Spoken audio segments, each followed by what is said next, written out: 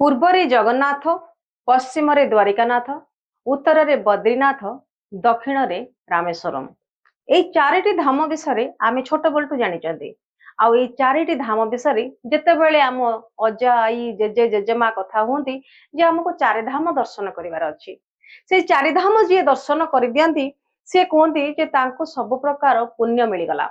କିନ୍ତୁ ଏଇ ଚାରିଧାମ ପରେ ଆଉ ଗୋଟେ ଧାମ ଆସିକି ପହଞ୍ଚିଛି, ତାହା ହଉଛି ଦୀଘା ଧାମ। ଦୀଘାରେ ବି ଜଗନ୍ନାଥ ଧାମ ହଉଛି ଏ କଥାକୁ ନେଇକି ମମତା ବାନାର୍ଜୀ ପଶ୍ଚିମବଙ୍ଗର ମୁଖ୍ୟମନ୍ତ୍ରୀ ମମତା ବାନାର୍ଜୀଙ୍କର ପ୍ରୟାସରେ ଯୋଉଠି ଦୀଘାରେ ଜଗନ୍ନାଥ ଧାମ ହେଇଛି ଏବଂ ତାକୁ ନେଇକି ଅନେକ ବିବାଦ ମଧ୍ୟ ସୃଷ୍ଟି ହେଇଛି। ଦର୍ଶକ ବନ୍ଧୁ, 4 କୋଟି ଓଡିଆଙ୍କର ପ୍ରାଣ କେନ୍ଦ୍ର ହଉଛନ୍ତି ମହାପ୍ରଭୁ ଜଗନ୍ନାଥ। ତାଙ୍କର ସବୁ କିଛି ବଡ। ଜଗନ୍ନାଥଙ୍କର ରୋଷେଇ ଘର ହଉଛି ଦୁନିଆର ସବୁଠାରୁ ବଡ ହାଣ୍ଡିଶାଳ। ଠିକ ସେମିତି ତାଙ୍କର ସମୁଦ୍ରର ଜଳକୁ କୁହାଯାଏ ମହାଦଧି। ଏମିତିକି ତାଙ୍କର ଧାମକୁ କୁହାଯାଏ ପୁରୀ ଧାମ, ଜଗନ୍ନାଥ ଧାମ, ଆଉ ତାଙ୍କର କ୍ଷେତ୍ରକୁ କୁହାଯାଏ ଶ୍ରୀକ୍ଷେତ୍ର। ତାର କୌଣସି ଡୁପ୍ଲିକେଟ ହେଇପାରିବ ନାହିଁ, ତାର କୌଣସି ସବଷ୍ଟିଚ୍ୟୁଟ ହେଇପାରିବ ନାହିଁ, ତାର କୌଣସି ଅବିକଳର ପ୍ରତିରୂପ ମଧ୍ୟ ହେଇପାରିବ ନାହିଁ। ଯଦିଓ ଜଗନ୍ନାଥଙ୍କୁ ଆମେ ଜାଣିଛନ୍ତି ଦେଶ ବିଦେଶରେ ଜଗନ୍ନାଥ ମନ୍ଦିର ଅଛି। ଆମେରିକା ଯାଆନ୍ତୁ, ଲଣ୍ଡନ ଯାଆନ୍ତୁ, ଯେକୌଣସି ଦେଶକୁ ଯାଆନ୍ତୁ, ଭାରତରେ ବିଭିନ୍ନ ସ୍ଥାନକୁ ଆପଣ ଯାଆନ୍ତୁ, ଅହମ୍ମଦାବାଦ ଯାଆନ୍ତୁ, ସବୁ ଜାଗାରେ, ଗୁଜୁରାଟ ଯାଆନ୍ତୁ, ସବୁ ଜାଗାରେ ଜଗନ୍ନାଥଙ୍କର ମନ୍ଦିର ଅଛି। କିନ୍ତୁ କୌଣସି ଜାଗାରେ ଆପଣ ଦେଖିନାହାନ୍ତି ଜଗନ୍ନାଥ ଧାମ ଲେଖା ହବା କଥା। ଏବଂ କୌଣସି ଜାଗାରେ ଆପଣ ଦେଖିନାହାନ୍ତି ଦୀଘା ଧାମ ପରି ଜଗନ୍ନାଥ ଧାମ ଅଛି, କିମ୍ବା ପୁରୀର ସମୁଦ୍ର ମହୋଦଧି ପରି, ଯେମିତିକି ଦୀଘାର ଜଳକୁ ମହୋଦଧି ବୋଲି ଆଖ୍ୟା ଦିଆଯାଇଛି। ଦର୍ଶକ ବନ୍ଧୁଟି କହି ରଖିବାକୁ ଚାହେଁ ଯେ 4 କୋଟି ଓଡିଆଙ୍କର କେବଳ ପ୍ରାଣ କେନ୍ଦ୍ର ନୁହନ୍ତି ଜଗନ୍ନାଥ, ସାରା ବିଶ୍ୱରୁ ଫରେନର ମାନେ ମଧ୍ୟ ଆସନ୍ତି, ବିଦେଶୀ ମାନେ ମଧ୍ୟ ଆସି ରଥଯାତ୍ରା ସମୟରେ ଭିଡ ଜମେଇଥାନ୍ତି। ଏବଂ ବର୍ଷକ 12 ମାସ ଯାକ ୱେଷ୍ଟ ବେଙ୍ଗଲରେ କାଲକାତାର ବଙ୍ଗାଳୀ ମାନେ ମଧ୍ୟ ଆସିକି ଶ୍ରୀକ୍ଷେତ୍ରରେ ଭିଡ ଲଗେଇଥାନ୍ତି। ଏବଂ ସେମାନେ ନିଜ ଜୀବନକୁ ଉପଭୋଗ, ସମୁଦ୍ରର ବେଳାଭୂମିରେ ଉପଭୋଗ କରିବା ସାଙ୍ଗେ ସାଙ୍ଗେ ମହାପ୍ରଭୁଙ୍କର ସାନ୍ନିଧ୍ୟ ପାଇବା ପାଇଁ ସେମାନେ ବହୁ ଦୂରରୁ ଦୌଡ଼ି ଆସିଥାନ୍ତି। କିନ୍ତୁ ଯେତେବେଳେ କୁହାଯାଇଛି ଜଗନ୍ନାଥଙ୍କୁ ନେଇକି ରାଜନୀତିକରଣ କରାଯାଉଛି, ଭଗବାନଙ୍କୁ ନେଇକି ଯେତେବେଳେ ରାଜନୀତିକରଣ କରାଯାଇଛି, ସେତେବେଳେ କୌଣସି ସଫଳତା ମିଳିନାହିଁ। ଆପଣ ଜାଣିଥିବେ ଅଯୋଧ୍ୟାକୁ ନେଇକି ଯେତେବେଳେ ରାଜନୀତିକରଣ କରାଯାଇଥିଲା ସେତେବେଳେ କଣ ହେଇଥିଲା। ତେଣୁ ଭଗବାନଙ୍କୁ ନେଇକି ରାଜନୀତି କରିବା ନିହାତି ଭାବରେ ଗୋଟେ ନିଚ ନିକୃଷ୍ଟ ମାନସିକତା। ଏଇ ମାନସିକତା ବର୍ତ୍ତମାନ କରିଛନ୍ତି ୱେଷ୍ଟ ବେଙ୍ଗଲର ମମତା ବାନାର୍ଜୀ, ଯାହାକି ଯେତେବେଳେ ସେ କହୁଛନ୍ତି ଇତନା ଗୁସ୍ସା କ୍यों, କେମିତି ଗୁସ୍ସା ଆସିବନି, କେମିତି ରାଗ ଆସିବନି ଓଡିଆ ମାନଙ୍କର, ଯୋଉଠିକି ଜଗନ୍ନାଥଙ୍କର ଧାମ, ଯେତେବେଳେ ଆମେ ଜଗନ୍ନାଥ ଧାମ କହିଛୁ ସେଟା ହଉଛି ସାରା ବିଶ୍ୱରେ ହଜାର ହଜାର ଜଗନ୍ନାଥ ମନ୍ଦିର ହେଲେ ବି କୌଣସି ଜାଗାରେ ଜଗନ୍ନାଥ ଧାମ ବୋଲିକି ବିବେଚିତ କରାଯାଇ ନାହିଁ। ଏବଂ ଇସ୍କନ ମନ୍ଦିର ତରଫରୁ ଯେତେବେଳେ ଏଇ ଜଗନ୍ନାଥ କଥାରେ ଯେତେବେଳେ ଉଠିଥିଲା ସେତେବେଳେ ଅନେକ ବିବାଦ ଉଠିଥିଲା, ଅନେକ ସୁଦର୍ଶନ ପଟ୍ଟନାୟକ ଏମାନେ ସବୁଙ୍କର ମଧ୍ୟ ଚିଠି ମଧ୍ୟ ପହଞ୍ଚିଥିଲା, ତାକୁ ନେଇକି ମଧ୍ୟ ବହୁତ ବିବାଦ ଦେଖାଯାଇଥିଲା। ଆଜି ଏତେ ଦିନ ପରେ ପୁଣି ଆଉ ଗୋଟେ ପ୍ରକାର ବିବାଦ ଆସିଛି। ଦୀଘାରେ ମମତା ବାନାର୍ଜୀ କରିଛନ୍ତି ଦୀଘା ଧାମ ଜଗନ୍ନାଥ ଧାମ। ହୋର୍ଡିଂକୁ ନେଇକି କେତେବେଳେ ହୋର୍ଡିଂ ବସୁଛି, କେତେବେଳେ ହୋର୍ଡିଂ ଉଠୁଛି,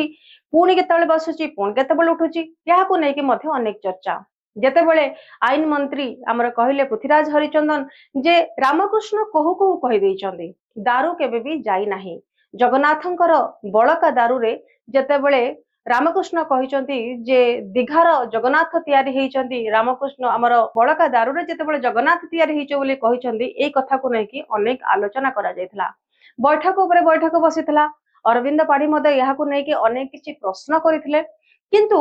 ପରବର୍ତ୍ତୀ ସମୟରେ ଆଇନ ମନ୍ତ୍ରୀ ପୃଥ୍ୱୀରାଜ ହରିଚନ୍ଦନ ସ୍ପଷ୍ଟୀକରଣ କରିଛନ୍ତି ଯେ ସେ କହିଛନ୍ତି ସେ କହୁ କହୁ ଏମିତି କହିଦେଇଛନ୍ତି, କିନ୍ତୁ ଦାରୁରେ ଯେତିକି ଜଗନ୍ନାଥଙ୍କର ବଳକା ଦାରୁ ଅଛି ସେଇ ଦାରୁରେ ପୁରୀରେ ଦୀଘାରେ ଜଗନ୍ନାଥ ମନ୍ଦିର ବନିବା ସମ୍ଭବପର ନୁହେଁ। ସୁଦର୍ଶନ ପଟ୍ଟନାୟକ, ବାଲୁକା ଶିଳ୍ପୀ ସୁଦର୍ଶନ ପଟ୍ଟନାୟକ ମଧ୍ୟ ଚିଠି ଲେଖିଥିଲେ ନରେନ୍ଦ୍ର ମୋଦିଙ୍କ ପାଖକୁ ଯେ କେମିତି ସମ୍ଭବ ଜଗନ୍ନାଥ ଧାମକୁ ପୁଣି ଗୋଟେ, ଯୋଉଠି ଗୋଟିଏ ଜଗନ୍ନାଥ ଧାମ ଅଛି ସେଠି ଦୀଘାରେ ଆମେ ଜଗନ୍ନାଥ ଧାମ କେମିତି କହିବା।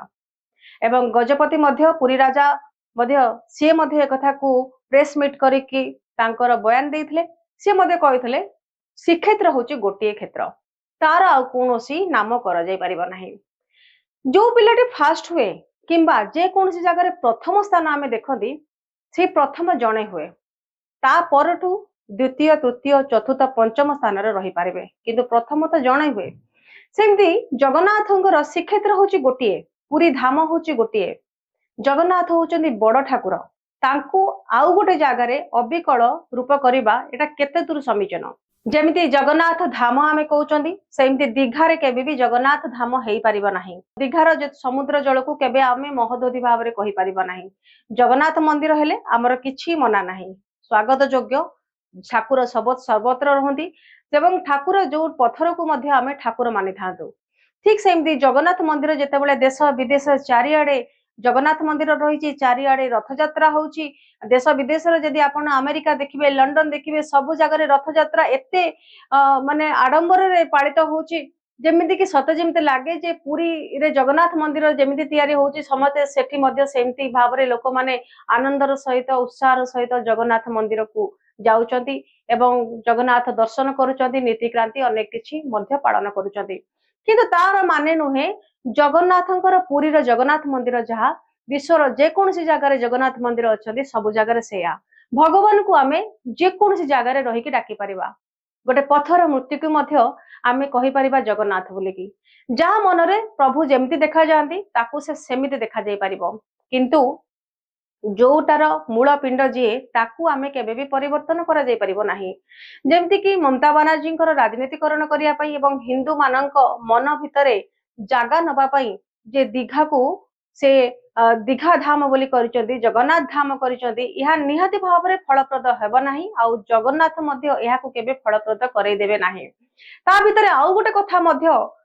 कहिसंती ममता बानार्जी जे जेतेबेले बंगाली माने आसुचंती श्रीक्षेत्र को सेतेबेले ओडिया माने तांको सहित खराब व्यवहार करचंती ए कथा को मध्य म निश्चित भाव रे दृढ़ भाव रे विरोध करिया को चाहिबी कारण जेतेबेले बंगाली माने आसुचंती ओडिसा को सेतेबेले आपण माने देखंतु अनेक यूट्यूब चैनल देखंतु से माने बंगाली रे कथाबार्ता करिथांती बंगाली रो स्वागत बंगला भाषा रे से माने स्वागत करिथांती किंतु आपण थरे वेस्ट बेंगल जांतु केही आपण को पदे ओडिया कथा कहिबे नाही केही आपण को पदे ओडिया रे कथाबार्ता करिबा किंबा स्वागत करिबा केही केबे सुनिबा को मिलि नथिबे किंतु जेतेबेले बंगाली लोक जने ओडिसा को आसुची सेतेबेले दादा दीदी बौदी बोली कहि तो को आमे संबोधन करिसंती आमे मध्ये आउ गोटे भाषा को ओडिया लोक सत्तरे बहुत सरल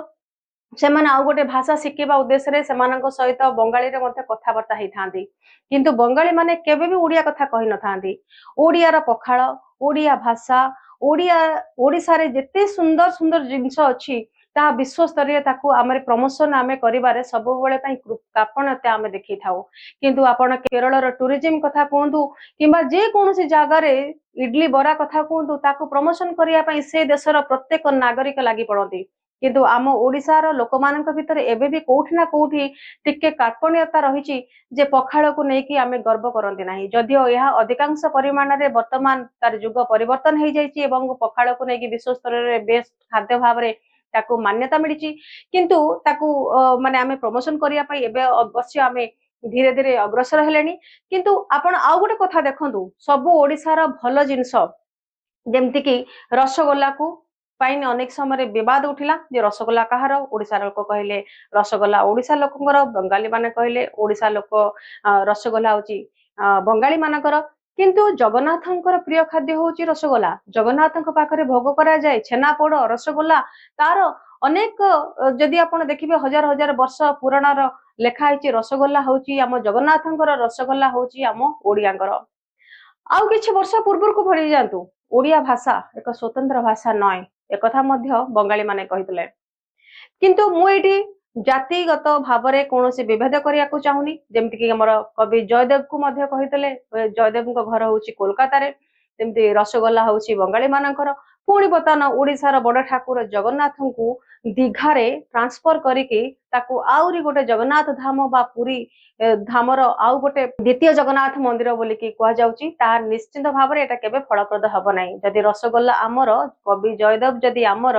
ओडिया भाषा जदि गोटे स्वतंत्र भाषा रे परिणत हेछि ठीक सेमती जगन्नाथ मध्य विश्व स्तर रे से गोटे बड़ ठाकुर से होचंती तांकर रोसई घर होची बड़ तांकर सब किछि बड़ तांकर आखि बड़ तेमु दुनिया को से सेमती लक्ष लक्ष कोटि कोटि लोकंक मनरे मध्य रही थांती तेणु आशा करुच्ची आज वीडियो आपको भल लगी आहरी मध्य आशा करी पुरी धाम जगन्नाथ धाम भली दीघा को केबे भी जगन्नाथ धाम के भाविबा उचित नुह किंबा कहवा उचित नुह। रोची नमस्कार।